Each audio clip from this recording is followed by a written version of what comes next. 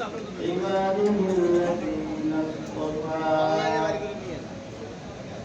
أما بعد فأعوذ بالله من الشيطان الرجيم بسم الله الرحمن الرحيم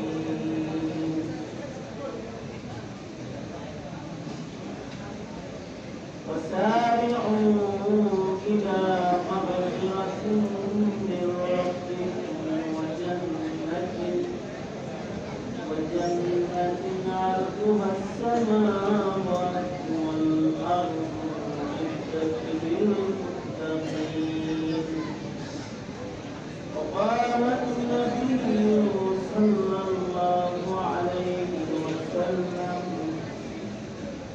أنا زعيم ببيت في وسط الجنة لمن حسن خلقه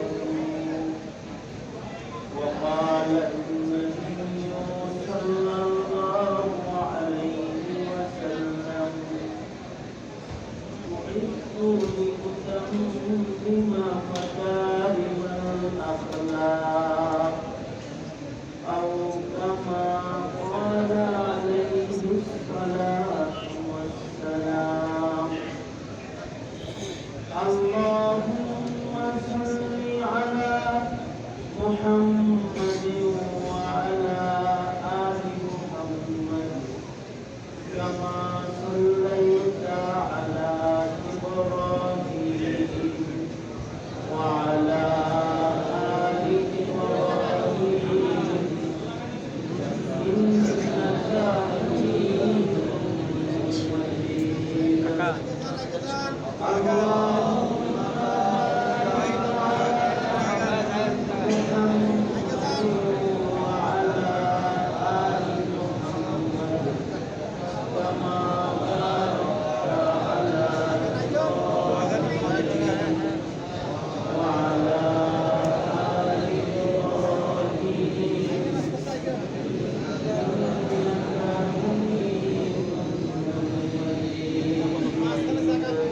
ফাঁকা হয়ে গেছে রাজবাড়ী জেলা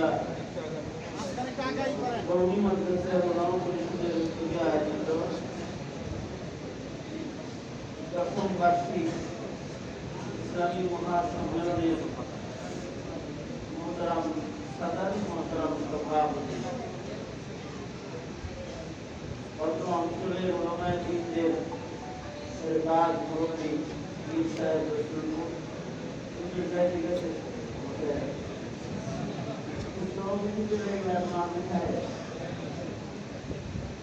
অনুরোধ জানাইছি আমার সাথে আলাদা একটা খাতির আছে সেই খাতিরে কাম করছে তাছাড়া ওলামা পরিষদ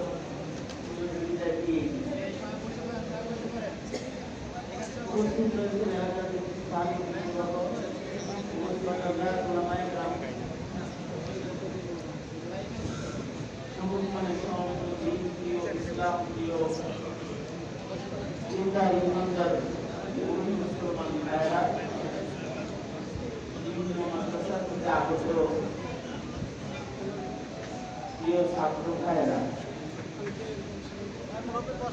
কারোর সামনে কোনো ফাঁকা জায়গা রেখে আপনার সামনে যে লোক আগে সামনে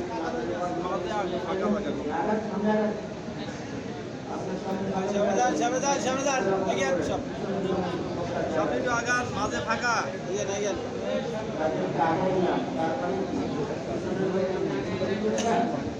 আপনারা সবাই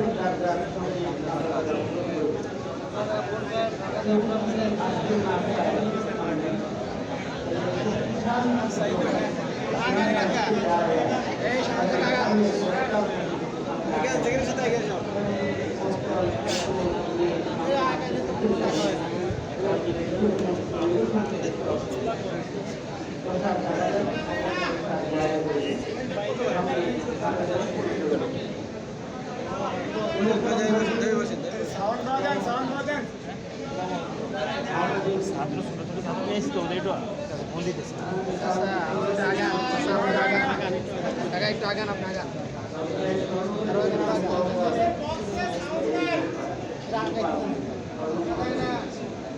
অনেক হয়েছে আপনার গান ভালো করে গান ভালো করেছে গানের গানটা ভালো করেন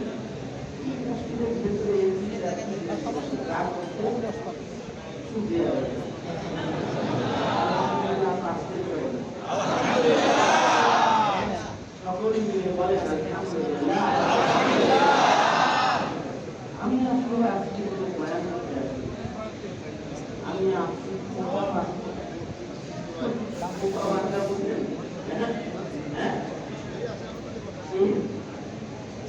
এর আগে আমাদের দাওয়াত দিয়া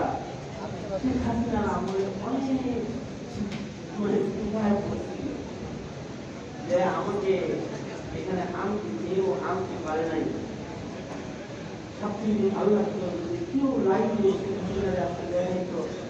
তোমার মসজিদ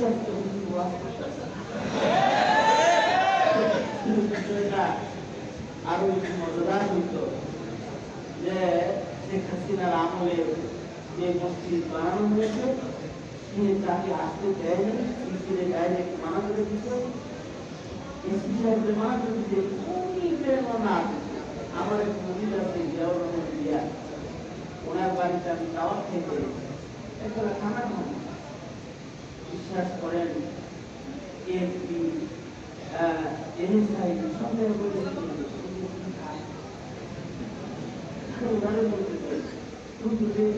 বেশি সময় লাগা যাবে না তাড়াতাড়ি করে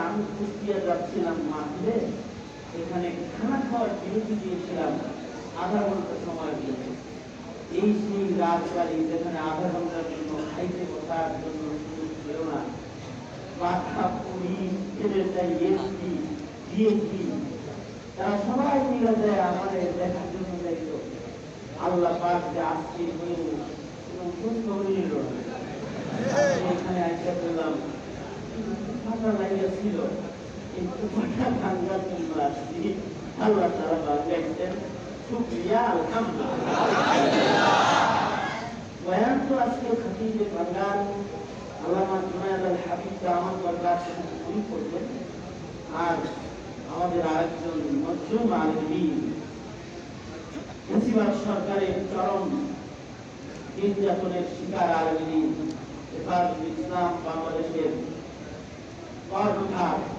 যারা তাদের মধ্যে অন্যতম একজন সাবেক হেফাজতে ইসলামের সাংগঠনিক সম্পাদক যার হাত ধরে হেফাজতে ইসলাম গোটা দেশ ব্যাপী ছড়িয়ে পড়েছিল বর্তমান হেফাজতে ইসলামের সংগ্রামী যুগ্ম মহাসচিবদের অন্যতম একজন হযরত মাওলানা আজিজুল হক ইসলামাবাদী রাহমাতুল্লাহ উপস্থিত হয়েছেন ওনারা বয়ান করলেন আমার নাম ঘোষণা করা হয়েছে আমি আসছি বাধা বাঁধতে বাধা ভাঙ্গা হয়ে গেছে কিছু কথা বলার এরাদা আল্লাহ তাআলা খুব সংক্ষেপে কিছু কথা আপনাদের কানে পৌঁছাইবার তৌফিক দান করেন যা বলনেওয়ালা শুননেওয়ালা সকলের জন্য উপকারী হয় আপনারা দোয়া করুন আমিন মুহতারাম হাজির একটা মানুষ সফল হয় কখন প্রধানমন্ত্রী হয় যখন না প্রধানমন্ত্রী হইলেই যদি সফল হইত হাসিনা সফল হইত একজন মানুষ সফল হয় কখন যখন কেউ স্বরাষ্ট্রমন্ত্রী হয় তখন যদি স্বরাষ্ট্রমন্ত্রী হলে কখন হওয়া যেত তাইলে দুনিয়া সাপ এখন দেশে নাই একটা মানুষ সফল হয় কখন বিচার প্রধান হয় যখন তখন বিচারপতি যারা ছিল তারা কেনা পাতায় একটা মানুষ সফল হয় কখন অঢেল টাকার মালিক যখন হয় তখন অনেক রহমান বহুত টাকার মালিক হওয়ার পরেও এখন শিক্ষক আছে জেলখানা শিক্ষক একজন মানুষ সফল হয় কখন আইনমন্ত্রী হয় তখন প্রাইম মিনিস্টার নিজে বানায় তখন আইনমন্ত্রী এখন জেলখানায় আছে এই সবটা আসলে কোন জায়গায় একটা মানুষ সফল হয় কখন? যখন ভালো খেলোয়াড় হয় তখন। ভালো খেলোয়াড় যারা হয়েছিল, সফল হয়ে সংসদ সদস্য হয়েছিল, তারা জুতার চরে ব্যাগ ছেড়ে বাইরে বসে সফল হয় কখন? যখন সে অনেক সুন্দর চেহারার নায়ক হয় তখন। যেটা চেহারা বিদ্যা এমপি হয়েছিল, ওইটা জাতির সামনে 5 মিনিট দাঁড়ায় থাকার যোগ্যতা নাই, প্রথমে ওকে বঙ্গোপসাগরে পাঠায় দেওয়া হয়। সুন্দর চেহারা হওয়ার কারণে নায়ক হয়েছিল, সংসদ সদস্য হয়েছিল। আসলে একটা মানুষের সফলতা,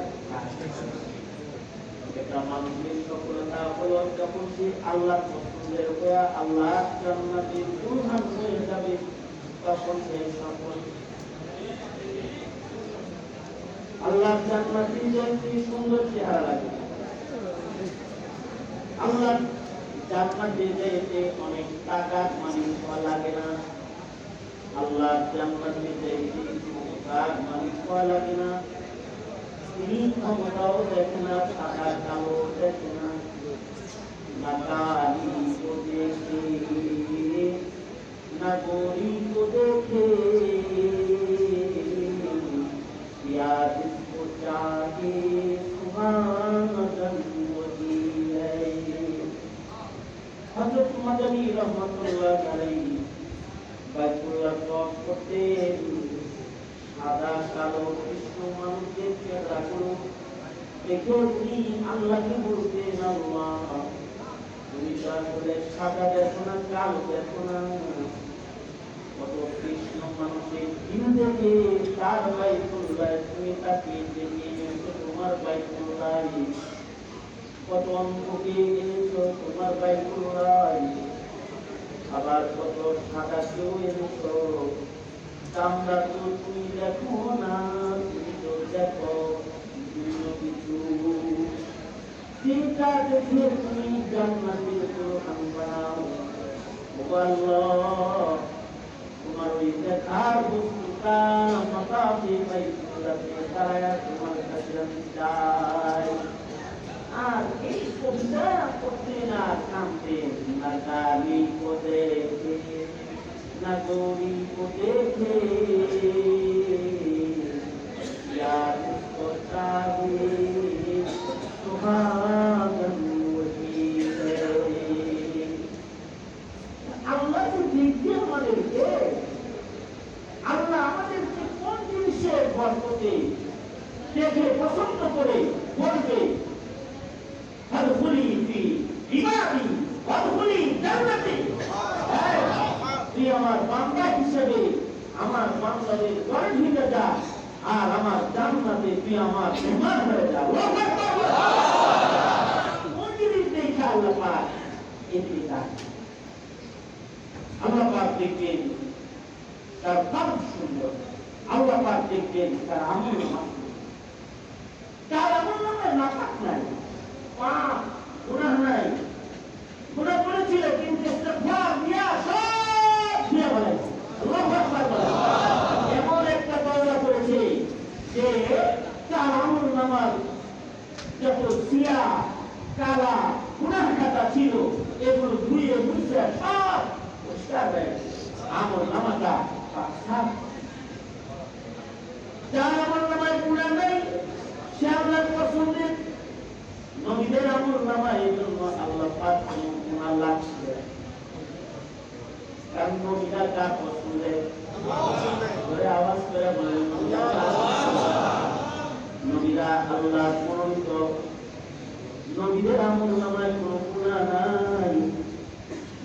যাদের আমল নামা নবীদের আমল নামার মতো গুনাহমুক্ত হবে, তার আমল নামার গুনাহ কারি গুনাহ মরণের আগে মুইসা আমল নামাটা কি পাক সাফ বানায় যদি করতে পারে, তাহলে মহান রব্বুল আলামিন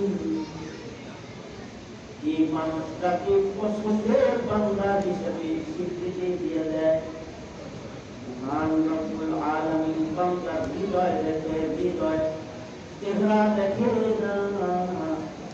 ইন্নাল্লাহা লা ইয়ানজুরু ইলা সুওয়ারিকুম وأموالكم ولكن ينظر إلى قلوبكم وأعمالكم وعن رب العالمين বান্দার সুরত দেখে না, বান্দার মাল দেখে না, আল্লাহ বান্দার কাল দেখে, আল্লাহ বান্দার আমল দেখে। যার কাল ভালো হয়, আমল ভালো হয়, সে জান্নাতের সুহাগান হয়ে যাবে। আল্লাহু আকবার বলেন, জোরে আওয়াজ করে বলেন আল্লাহু আকবার। হয়ে যাবে, সে জান্নাতের ভিতর দিয়ে যাবে। যদি বেলালের মতো কালাও হয়, সুহাইব এর মতো গোলামও যদি হয়, যদি সে হযরত আবু যরের মতো বাড়াই ছাড়া মানুষ হয়, তাও সে আল্লাহর পছন্দের ইয়ারা হয়ে যাবে। এ কারণে সফলতার জন্য ক্ষমা দরকার, তাকওয়া দরকার, গুনাহ থেকে মাগফিরাত দরকার, আর তাকওয়া খোদা ভীতি দরকার। যে খোদা ভীতি থাকলে মানুষ ইবাদত ছাড়ে না, গুনাহ করে না। ইবাদত ছাড়ে না, জোরে বলেন আমার সাথে, ইবাদত ছাড়ে না, গুনাহ করে না। যেটা থাকলে, যেটা হৃদয়ে থাকলে ইবাদত ছাড়ে না, যে ভয়টা থাকলে। এটা লোক নামাজ ছাড়ে না, কাজ হয় রমজানের পূজা ভাঙে না, কাজ হয়। আজকে বাইতুল্লাহ ছাড়ে না, কাজ হয়। জাকাত ছাড়ে না, জাকাত বাদ দেয় না, কাজ হয়। মিথ্যা বলে না, কাজ হয়। বিপদ করে না, কাজ হয়। জুলুম করে না, কাজ হয়। বেপরদা করে না, কাজ হয়। সুদ খায় না, ঘুষ খায় না, কাজ হয়। আল্লাহর ভয়ে গুনাহ করে না, ইবাদত ছাড়ে না, লোকটা মুত্তাকির দপ্তরদার না। এই মুত্তাকি ইবাদত ছাড়ে না, গুনাহ করে না। আর একটা গুণ হলো তার আমলনামায় গুনাহ নাই, যা ঘটেছে তওবা করে মাগফিরাত চাই। কেউ যদি গুনাহ থেকে মাগফিরাত না নেয়, একটা গুনার কারণে শুধু লোকেরা গুলি করা রাখতে পারে, একটা গুনার কারণে হতে পারে মিজানের তলায় নেকি বেশি হয়েছে, জান্নাতের দিকে যাওয়ার রাস্তা খুলে দিচ্ছে, কিন্তু একটা গুনার কারণে সে পুরস্কার দেখতেছে না। অনেক সময় একটা ছোট্ট একটা বাধার কারণে স্পষ্ট দেখা যাবে, সামনে যদি চশমা দিলে ছোট্ট একটা থাকে, কালা দাগ একটা পড়ে গেছে, পর্ব যাবে।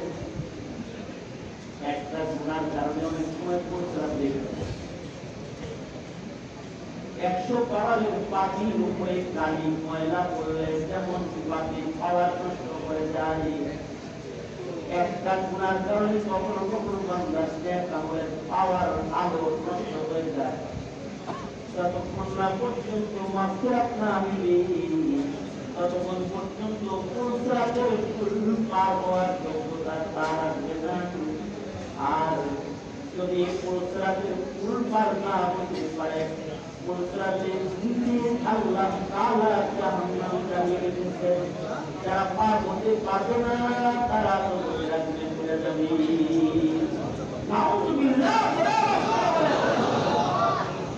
কয়দিন আগে আমার প্রোগ্রাম ছিল, 3 দিন আগে যশোরে প্রোগ্রামে গেলাম।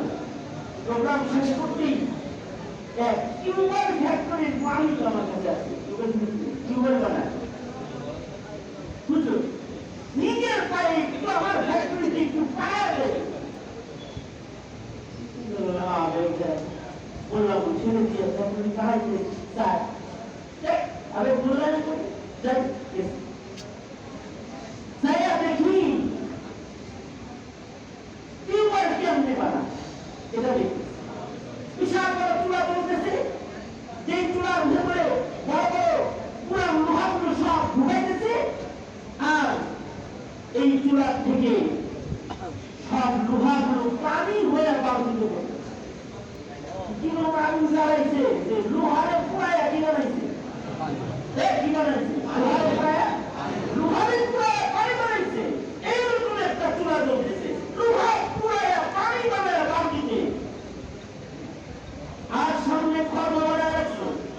পানিগুলা নদীতে ডাল আছে। এই পানি শুকাতে মাত্র সময় লাগতেছে, জমাট বাড়তে সময় লাগে মাত্র 21 সেকেন্ড, 5 সেকেন্ড, 3 সেকেন্ড। হাওয়া 3 সেকেন্ডের ভিতরে পানি আবার ভাগ হয়ে টিউবওয়েলের ভাগ হয়ে যাবে।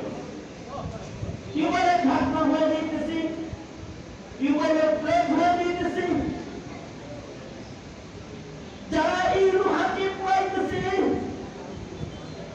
তাদের গায়ে দেখলাম ভিন্ন পোশাক পরা, যেন এই চুলার আগুনের ফুলকি এটা যেন তার গায়ে না লেগে যায়, এটা যেন তার গায়ে না লেগে যায়। চোখের উপরে গ্লাস লাগাইলে আগুনের ফুলকি চুলার থেকে যেন গায়ে না লেগে যায়।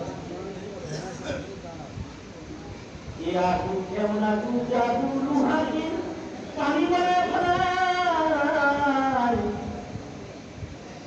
আমি তাকে জিজ্ঞেস করলাম, ভাই কেমন করে নিজেরা ডাকছেন, যেমন এই পর্যন্ত জোতা, এর উপরে আবার প্লাস্টিকের জামা, তার উপরে আবার চশমা। বুজুর্গের এক ফুটা গায়ে লাগলে, চামড়ার এদিকে লাগলে এদিকে বাইরে হবে। এত গরম তাপে এটা হাতে লাগে পড়ে এই দিক দিয়ে ঢুকলে পরে এই দিক দিয়ে বেড়ে গেছে। আমরা করবো না, কষ্ট পুরীরা এটা অপর দিক দিয়ে বাইরে দেবে জন্য এত কামনা। এখানে দাঁড়ায় রইলাম আর কিছু সময়ের জন্য। আনেওয়ালা কিয়ামতের ময়দানে জিনিস কল্পনা করলাম দাঁড়ায়। হায় রে, এইটা দুনিয়ার আগুন। জিজ্ঞাসা করলাম, ভাই রে, এই আগুন কি দিয়ে জ্বালাইছো, গ্যাস দিয়ে জ্বালাইছো না বুঝু কয়লাম জ্বালানো আগুন এত পাওয়ার হইছে যে এটা লোহারে পানি বানায় দেয়। এই পানি শরীরে পড়লে ছিদ্র হয়ে অমরকে বাইরে দিবগা। চক্ষুটা বন্ধ করে একটু পেছনের দিকে সামনের দিকে তাকাই না, আর নবীর বর্ণনা একটু চিন্তা করছি, চোখের পানিতে জামা দিতে। ভাই রাসূল বলেছেন, দোজখের আগুন মহান রব্বুল আলামিন নিজের হাতে জ্বালাইছেন। কেউ যদি খালি পুলসরাত থেকে পা ফসকে দোজখের আগুনে পইরা যায়, লোহা পানি হয়ে যায় দুনিয়ার আগুনে, জাহান্নামের আগুনে কেউ যদি 1 সেকেন্ডের জন্য পড়ে যায়, মিনিটের ভেতরে চুলার আগুন যদি লোহার পানি বানায়, গুনাহগার বান্দা পাপ ফসকা পুলসরাত থেকে নিচে দোজখে পড়ে গেলে তার কি কথা বলি। কঠিন জান্নাতে যাওয়ার একমাত্র পথ হলো পুলসরাত, যার উপর দিয়া নবী, সিদ্দিক, শহীদ, ওলি সবাইকে এই পথ দিয়ে জান্নাতে যেতে হবে। পুলসরাত ছাড়া কোনো রাস্তা নেই। ইহয়া উলুমুদ্দিনের ভেতরে এসেছে ওমর ইবনে আব্দুল আজিজ রাহমাতুল্লাহি আলাইহি, ইতিহাসের এক শ্রেষ্ঠ মুত্তাকির নাম, যার তাকওয়ার প্রভাব জঙ্গলের পানির উপরে পড়েছে। উনি খলিফাতুল মুসলিমিন ছিলেন মাত্র 2 বছর 2 মাস 21 দিন, হাজিরার মতো 20 বছরের যুবক ছিলেন। ওমর ইবনে আব্দুল আজিজ খলিফা ছিলেন মাত্র 2 বছর 2 মাস 21 দিন। কিন্তু ওমর ইবনে আব্দুল আজিজের তাকওয়ার প্রভাব শুধু মানুষের হৃদয়ে পড়ে নাই, ওনার তাকওয়ার প্রভাব জঙ্গলের হিংস্র বাঘের উপরে পড়ে গেছিল। আল্লাহু আকবার। বাঘ আর ছাগল এক ঘাটে পানি পান করেছে, একজন আরেকজনের উপরে জুলুম করে নাই। ওমর ইবনে আব্দুল আজিজের বন্দীগীর কারণে তার গায়ের ঘাম খুশবু করেছে। আমাদের গায়ের ঘাম খুশবু করে যেমন ইমাম বুখারী রাহমাতুল্লাহি আলাইহি ওনার শরীরে খুশবু করেছে। এই শরীর মাটিতে রাখছে, এই মাটির থেকে 1250 বছর ধরে খুশবু বেরোতেছে। আল্লাহু আকবার।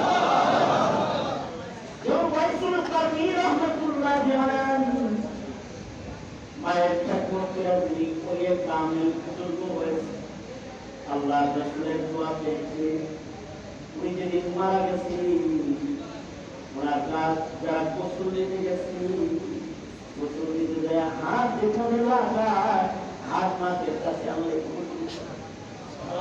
বাইতুল কারবিকে কাফন যারা করেছে তাদের হাতে খুলবু পেয়েছে, খুলবু পদ্ধতি খুলবু আগুন লাগালেন।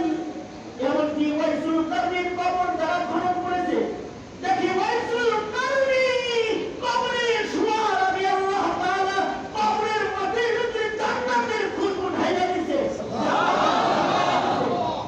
কবর থেকে মাটি উঠায় আর খুলবু বের হয়। মানুষের ন্যায় আমলের কারণে মানুষকে আল্লাহ তাআলা মাফ দান করে, তাকওয়ার কারণে মহান রব্বুল আলামিন মানুষকে মাফ দান করে। ওমর ইবনে আব্দুল আজিজের ঘামের ভিতরে খুশবু হয়ে গিয়েছিল। ওমর ইবনে আব্দুল আজিজ মাত্র 2 বছর 2 মাস কয়েকদিন খলিফা ছিলেন, কিন্তু ওনার নেক আমল, ওনার তাকওয়া এর প্রভাব মানুষের উপরে শুধু নয়, জঙ্গলের প্রাণীর উপরেও তার প্রভাব পড়ে গিয়েছে। জঙ্গলের প্রাণীগুলা ভালো হয়েছে।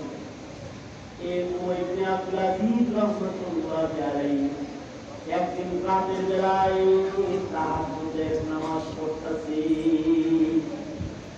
ইমাম গাজ্জালী রাহমাতুল্লাহ আলাইহি লেখেন উনি তাহাজ্জুদের নামাজ পড়তেছে আর ওনার দাসী ওনার পিছনে দাঁড়ায় দাঁড়ায় নামাজ পড়ছে।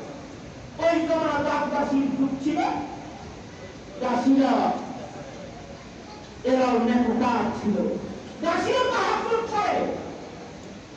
ওমর ইবনে আব্দুল আজিজ রাহমাতুল্লাহ আলাইহি নামাজ অনেক লম্বা, লম্বা রুকু, লম্বা সিজদা, লম্বা নামাজ। দাসী পেছনে নামাজ পড়তে পড়তে লম্বা সময় পরে ওমর ইবনে আব্দুল আজিজ রাহমাতুল্লাহ আলাইহি নামাজ শেষ করেছেন। নামাজ শেষ করার পর উনি দেখে দাসী ঘুমায়, উনি বসে দোয়া ইস্তিগফার তাসবিহাত করতেছেন। এমন সময় এই দাসী ঘুম থেকে লাফায় উঠা চিল্লায় কান্না শুরু, চিৎকার করে কাঁদতেছে। ওমর ইবনে আব্দুল আজিজ বলে, এই দাসী কাঁদিস কেন? দাসী বলে, একটা ভয়ঙ্কর স্বপ্ন দেখছি এই জন্য কাঁদছি। মানুষ যদি ভালো স্বপ্ন দেখে তাহলে ঘুম থেকে উঠে, আর যদি ভয়ঙ্কর কিছু দেখে ঘুম থেকে উঠার পরে মানুষ পেরেশান হয়। দাসী ঘুম থেকে উঠলেই বলে, আমি ভয়ঙ্কর স্বপ্ন দেখছি, যে স্বপ্ন আমাকে কাটাচ্ছে। কি স্বপ্ন দেখেছ? আমি স্বপ্ন দেখি হাসর ময়দান কায়েম হয়েছে, আল্লাহ পাক হাত দ্বারা করে বিচার করছে আর আদালত কায়েম হয়েছে। স্বপ্ন দেখি হাসরের ময়দানে মানুষগুলো পাগলের মতো ছুটাছুটি করতেছে, এটা স্বপ্ন দেখতেছি। হাসর কায়েম হয়েছে আর স্বপ্ন দেখি দোজখের আগুনের উপরে পুলসিরাতকে স্থাপন করা হয়েছে, দোজখের আগুনের উপরে পুলসিরাতকে স্থাপন করা হয়েছে। তারপরে কি স্বপ্ন দেখেছ? ওমর ইবনে আব্দুল আজিজ বলে, দাসী করো স্বপ্ন সামনে দিকে ঘিরে পুলসিরাত স্থাপন করা হয়েছে আর একজন একজন করে নাম ডাকা হইতেছে জান্নাতে যাওয়ার জন্য। কারে ডাকা হলো?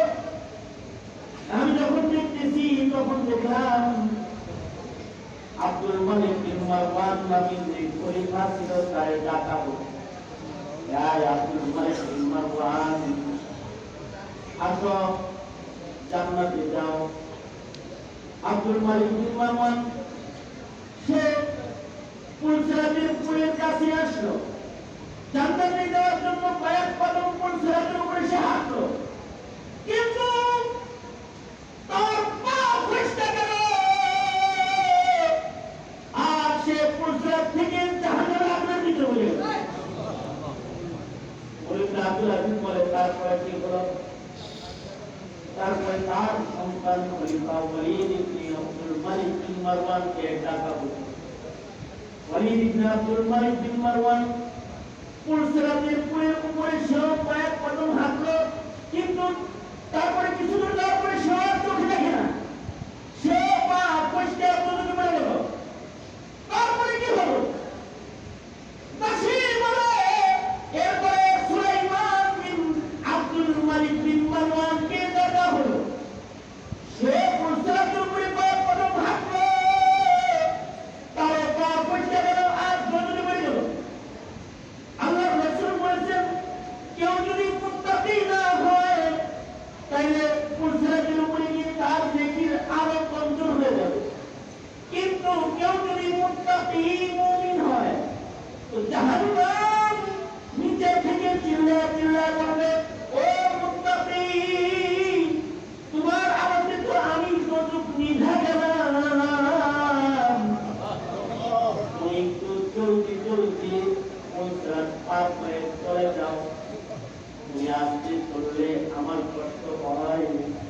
আমি দুর্যোগ তোমার তাকওয়ার আলোতে নিভা যাইতেছি।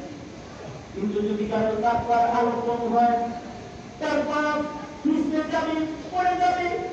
যদি পড়ে যায় সে দুর্যোগে মরে যাবে। আব্দুল আজিজ উমর ইবনে আব্দুল আজিজ বলে সুলাইমান বিন আব্দুল মালিক বিন মারওয়ান পড়ে গেল। এক দাসী তারপরে কাটা হলো। দাসী বলে তারপরে কাটা হলো তাই আব্দুল আজিজ বিন উমর ইবনে আব্দুল আজিজ আল মারওয়ানি আপনাকে ডাকা হলো, আমাকে ডাকা হয়েছে। এই কথা বলে হযরত উমর ইবনে আব্দুল আজিজ একটা দিয়ে একটা হুঁশিয়ারি করে দিয়েছে। তোমার ডাকা হয়েছে এই কথা শোনার সাথে সাথে অজ্ঞান হয়ে গেছে। ইমাম গাজ্জালি রাহমাতুল্লাহ আলাইহি ওনার এই তাকওয়ার আলোচনায় করেছেন যে আল্লাহর তৌফিক, আল্লাহর কুদরতে উমর ইবনে আব্দুল আজিজ এত ভয় পায় যে তোমাকে ডাকা হয়েছে। এই কথা শোনার সাথে সাথে উনি অজ্ঞান হয়ে পড়ে গেছে। দাসী উমর ইবনে আব্দুল আজিজের কানে মুখ লাগায় চিৎকার করে বলে, আমিরুল মুমিনিন ডাকা হয়েছে শুনি নাই, অজ্ঞান হইলেন। এরপরের কথাটা শুনলেন না। আল্লাহর কসম, আল্লাহর কসম, আল্লাহর কসম, আপনাকে যখন ডাকা হয়েছে আপনি মুনসাফির পুরে পড়ে যাওয়ার সাথে সাথে আপনার নেক আমলের আলোগুলো আপনার কাছে আসছে। আর দুই রাতের মুনসাফির পার করে আপনাকে জান্নাতে পৌঁছে দিতে তাদের ব্যাপারে দাসী বলতেছে। কিন্তু উমর ইবনে আব্দুল আজিজের কোনো হুঁশ নাই। অজ্ঞান হয়ে পড়ে আছেন, মাথায় পানি দেওয়া হয়েছে। কিছু সময় পরে উমর ইবনে আব্দুল আজিজের ফিরে আসার পরে উমর জিজ্ঞাসা দাসী আমারে যখন ডাকা হয়েছে তখন আমার কি হয়েছে? দাসী বলে, আপনার তাকওয়া তো আপনি খবর শোনার আগে অজ্ঞান হয়ে গেছেন। আল্লাহর কসম আমি সব দেখেছি আপনার নেক আমল আপনাকে বাঁচায়া জান্নাতে পৌঁছায়া দিয়েছে।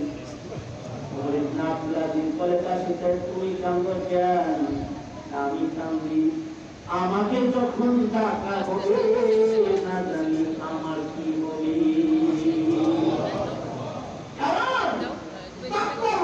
যদি কারো অর্জন না হয় সে বিফল হয়ে যায়, তার জান্নাতে যাওয়ার সকল রাস্তা বন্ধ হয়ে যায়। এ কারণেই আলেমদের কাছে যেতে হয়, এ কারণেই ওয়াজ নসিহত শুনতে হয়, এ কারণেই চিল্লা লাগাইতে হয়, এ কারণেই পীর বুজুর্গের দরবারে যায় কইয়া থাকতে হয়, হৃদয়ের তাকওয়া বাড়াইতে হয়। কারণ মাল দিয়ে জান্নাত পাওয়া যায় না, মর্যাদা দিয়া ক্ষমতা চেয়ার দিয়ে জান্নাত দখল করা যায় না, নিজের চামড়ার সৌন্দর্য দিয়ে জান্নাত দখল করা যায় না। জান্নাতে যাইতে চাকওয়ার সৌন্দর্য লাগে, জান্নাতে যাইতে চরিত্রের সৌন্দর্য লাগে। আল্লাহ রাসূল সাল্লাল্লাহু আলাইহি ওয়াসাল্লাম একটি হাদিস আপনাদেরকে শোনাইছি আমি। আল্লাহ রাসূল আমাদেরকে বলে কি, এই মুমিনেরা তোরা কি জান্নাতে যাওয়া নিয়ে পেরেশান? তাহলে শোনো, আমি নবী তোর দায়িত্ব নিয়ে নিলাম। আল্লাহু আকবার, আল্লাহু আকবার। আমাদের আওয়াজ করে বলেন আল্লাহু আকবার। আপনার আমার জান্নাতে বাড়ি লয়ে দেওয়ার দায়িত্ব নিচ্ছেন মুহাম্মদুর রাসূলুল্লাহ সাল্লাল্লাহু আলাইহি ওয়াসাল্লাম। নবীজি বলেন, আনা যাইম, আনা যাইম। রাসূল বলেন, আমি জামিনদার হয়ে গেলাম। নবী বলেন, আমি জামিনদার হয়ে গেলাম তোকে আল্লাহর জান্নাতের মাঝখানে একটা বাড়ি আমি নবী নিজ জিম্মায় তোকে নিয়ে দেব। সুবহানাল্লাহ। আল্লাহর রাসূল বলেন, আনা যাইম, আনা যাইমুন বিবাইতিন ফি ওয়াসাতিল জান্নাহ। জান্নাতের কি পয়সা পায় না, জান্নাতের নিজের পয়সা রাজধানী, রাজধানীর জেলা শেষ নিজের পয়েন্টে রাজধানী। আল্লাহ রাসূল বলেন, জান্নাতের চিপা চাপায় বানিয়ে রাখবো না, জান্নাতের মিনারে তোকে বানিয়ে রাখবো। তবে জান্নাতের চিপায় চাপায় কোন জায়গায় যদি সুবহানাল্লাহ বলার লেগে আগে রেডিয়ন জান্নাতের চিপায় চাপায় যদি কেউ এক টুকরা মাটির মালিক হয়ে যায়, আল্লাহ রাসূল বলেন জান্নাতের চিপা চাপা ছোট্ট এক টুকরা লাঠি রাখার মতো জায়গা খায়রুম মিনাদ দুনিয়া ওয়া মা ফিহা। এবং এই দুনিয়ার ভেতরে যা আছে সব কিছু বেচলে আল্লাহর জান্নাতের ছোট্ট একটা খণ্ড মাটির মূল্য হবে না। আল্লাহু আকবার। আওয়াজ করে বলেন সুবহানাল্লাহ। আমার সাথে বলেন আল্লাহুম্মা। আওয়াজ করে বলেন আল্লাহুম্মা। আল্লাহুম্মা ইন্না নাসআলুকা আল-জান্নাহ। আল্লাহুম্মা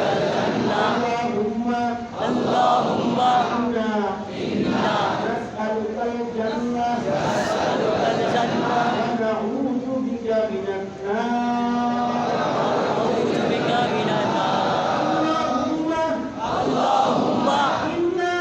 ইন্না নাসআলুকা আল-জান্নাহ ওয়া নাউযু বিকা মিনান নার। আল্লাহর কাছে জান্নাত চাইবেন, আল্লাহ খুশি। যারা চাইবে তাদের আল্লাহ দিবে। আল্লাহ জান্নাত চাইলে দিবে। দোজখ থেকে বানান চাইবেন, যারা সকাল সন্ধ্যা দোজখ থেকে বানান চাইবেন তাদের আল্লাহ দোজখ থেকে পরিত্রাণ দিবেন।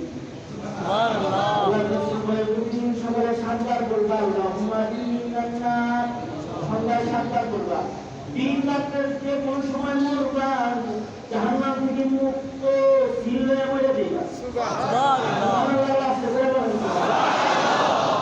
আর যদি কেউ জান্নাত চায় প্রতিদিন সকাল বেলায় সন্ধ্যা বেলায় আল্লাহ রাসূল বলেন জান্নাত সুপারিশ করবে আল্লাহ এই লোকটা তোমার কাছে না জান্নাত চাইতো, একে জান্নাত দিয়ে দাও। সুবহানাল্লাহ। তুমি খালি চিপায় চাপায় ছোট্ট একটা খণ্ড মাটির মালিক কেউ হয়ে যায়। খায়রুম মিনাদ দুনিয়া ওয়া মা ফিহা। এবার বলেন সেই বাংলার বান্দা যদি ফি ওয়াসাতিল জান্নাহ জান্নাতের মাঝখানে নিজের রাজধানীতে হয়, বান্দা তাহলে কিরকম দামি হয়? সুবহানাল্লাহ। আল্লাহ রাসূল বলে কি এই আমার রব্বত আমি তোকে জান্নাতের নিজের রাজধানীতে আল্লাহর কাছ থেকে তোর জন্য একটি বাড়ি তোকে নিয়ে দেব, জান্নাত আমি হয়ে যাব। একটা কাজ করবি লিমান হাসানা খুলুকাহু, তোর চেহারা সুন্দর লাগবে না, তুই তোর চরিত্রকে সুন্দর রাখবি। আমি নিজের জিম্মায় তোকে আল্লাহর জান্নাতের মাঝখানে পাড়ি দিয়ে দিব। সুবহানাল্লাহ। চরিত্র সুন্দর। আর হাদিস আল্লাহ রাসূল বলেন চরিত্র কিভাবে সুন্দর করবা? তাহলে মুখ সুন্দর করবা, লজ্জার স্থান পবিত্র রাখবা, মুখ পবিত্র রাখবা। আল্লাহ রাসূল বলেন তুমি দুইটা অঙ্গের জামানত দাও, আমি তোমাকে জান্নাতের জামানত দিব। মা বাইনা রিজলাইহি ওয়া মা বাইনা রিজলাইহি। তুমি তোমার লজ্জার স্থানের খেয়ানত করবা না, মুখের তাহারাত নষ্ট করবা না, মুখের তাহারাত পবিত্রতা নষ্ট করবা না, আর লজ্জার স্থানের খেয়ানত করবা না। এই দুইটা অঙ্গের জামানত দিবা। আর তোমার রাবুল জান্নাহ আল্লাহ রাসূল বলেন আমি তার জান্নাতের জামিনদার হয়ে যাব। আল্লাহু আকবার। কারণ হলো কি মুখ ভালো তার চরিত্র ভালো তার, আর মুখ খারাপ তার চরিত্র তার। মুখ কত খারাপ, পাখি বন্ধ করে রাতের অন্ধকারে হাতে তাদের মুখে হুকুম দিয়া গুলি চালায়া রাজপথে আলেম কলবে হাফেজদেরকে শহীদ কইরা উঠার আগে গরম পানি দিয়া রাস্তা ধুইয়া পাক সাফ বানায়া রক্ত মুছা সংসদে দেয়া চাপি তিন চার নারা রং মাখা রাস্তায় এসেছিল।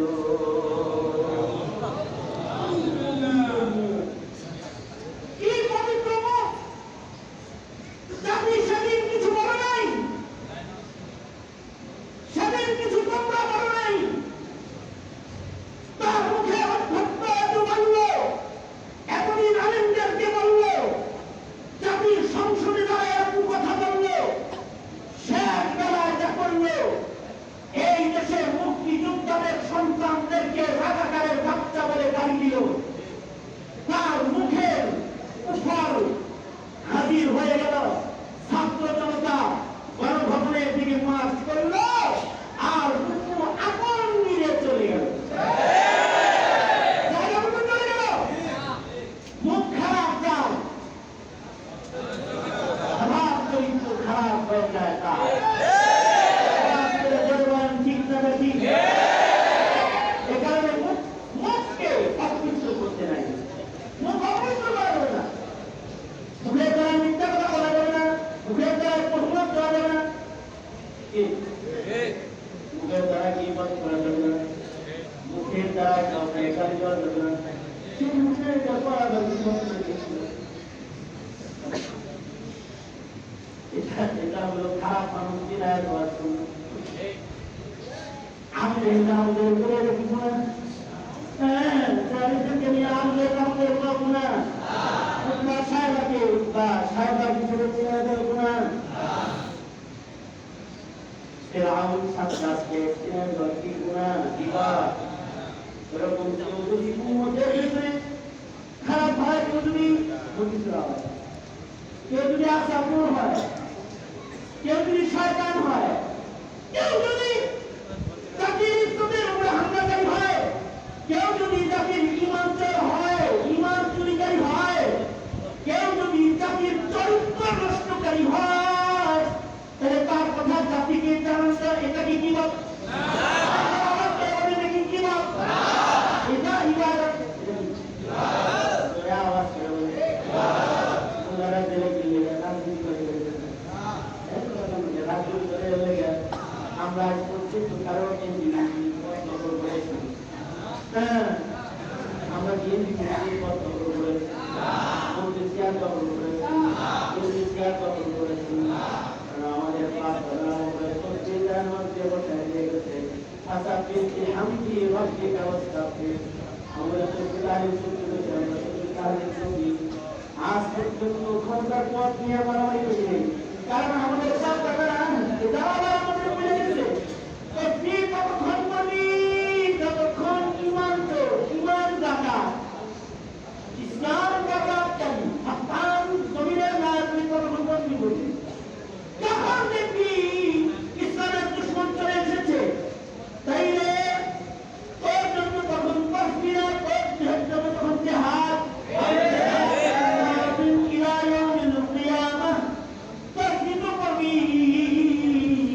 কিন্তু কখনো কখনো জায়গাবাদ ঘুরে তখন করবি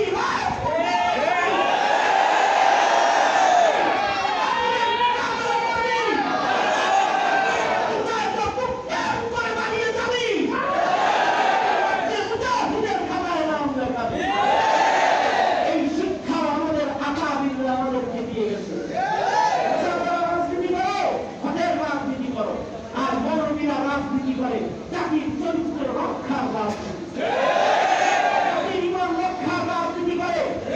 কারণ তোমাদেরকে সব দিয়ে দিয়া আমরা চুপচাপ বসে তসবিহ করে দেখলাম তোমরা ট্রান্সজেন্ডারের আমদানি করো, তোমরা ভ্রান্ত মতবাদ জাতিকে শিক্ষা দেওয়ার কার্যক্রমের সাথে জড়িত, তোমরা কাদিয়ানীদেরকে মুসলমানের মাটিতে প্রতিষ্ঠা করার এজেন্ট হিসেবে কাজ করো। ইসলামের নগ্ন কর্মীদেরকে মুসলিম রমণী ইজ্জতের উপরে হামলা করে মুসলমানের ধর্মে হিন্দুত্ববাদের চাষাবাদের দায়িত্ব গ্রহণ করেছ, তাদের আমরা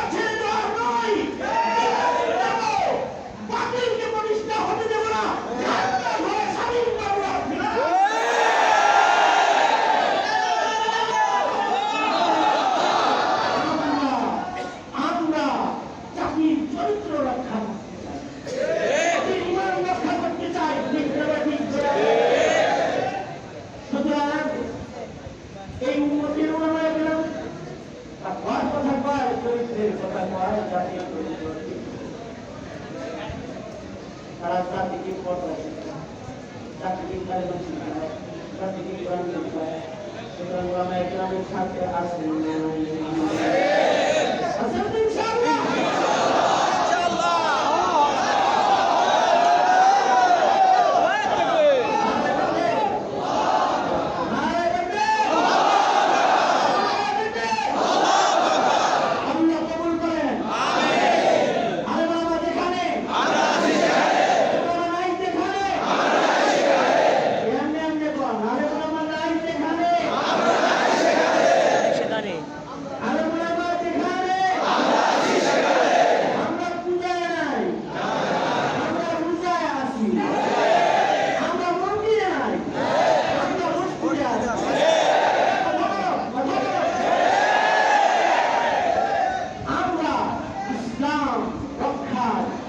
ইসলামের কথা বলবার দায়িত্ব নিয়ে চলছি।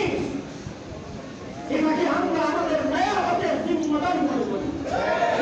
মঞ্চে নিয়ে ইসলামের প্ল্যাটফর্ম থেকে এই দেশের আলেমদেরকে হারাতে পারবা না।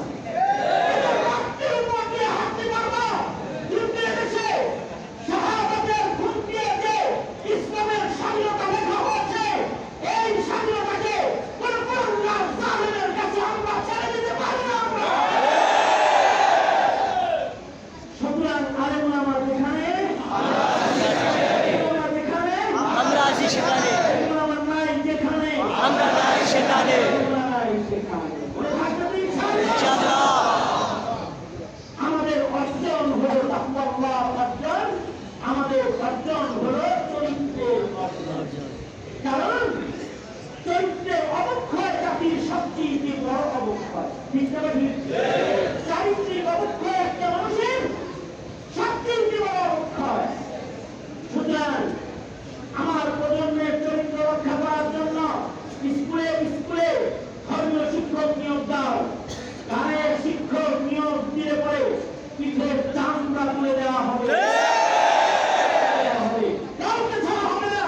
কারণ এই দেশের মুসলমানের সন্তান চরিত্র নষ্ট করার শিক্ষা তাদের স্কুল কলেজ ইউনিভার্সিটিতে দেখতে চায় না। তারা তাদেরকে চরিত্র শিক্ষা দিতে চায়, তাদের চরিত্রকে হেফাজত করতে চায়। শিক্ষা জাতির চরিত্র রক্ষার জন্য, শিক্ষা জাতিকে সমকামী আর জেনাকার পাপাচারকারী গুনাহগার বানাইবার জন্য শিক্ষা নয়। শিক্ষা মানুষকে পশু বানাবার জন্য নয়, শিক্ষা ইনসানকে ইনসান বানাবার জন্য। আওয়াজ করে বলেন, আওয়াজ করে বলেন। কওমি মাদ্রাসার আলেমরা এই কাজটা করে যাচ্ছে নির্বিঘ্নে নির্বিঘ্নে। আর এদেশের কওমি মাদ্রাসার খায়ের খা মুসলমানরা তাদের যাকাত, তাদের সাদাকা, খায়রাত দিয়ে এদেশের মানুষের ইসলামী মূল্যবোধকে রক্ষা করতে যারা মেহনত করে যাচ্ছে, তাদের কেউ জ্বালা যন্ত্রণা কম দেওয়া নাই। এই ফেস্টিভ্যালের রাস্তা আর খোলা যাবে না। এই ফেস্টিভ্যালের রাস্তা খোলা যাবে না। ইসলাম ও মুসলমানের মূল্যবোধকে প্রতিষ্ঠা করতে হবে। আগামী দিন এই সতর্ক অবস্থায় এখন আমার সভাপতি মহোদয় ওই কিছু বলবেন। এরপর পরে আজিজুল হক ইসলামাবাদী দামাত বরকাতুহু হেফাজতে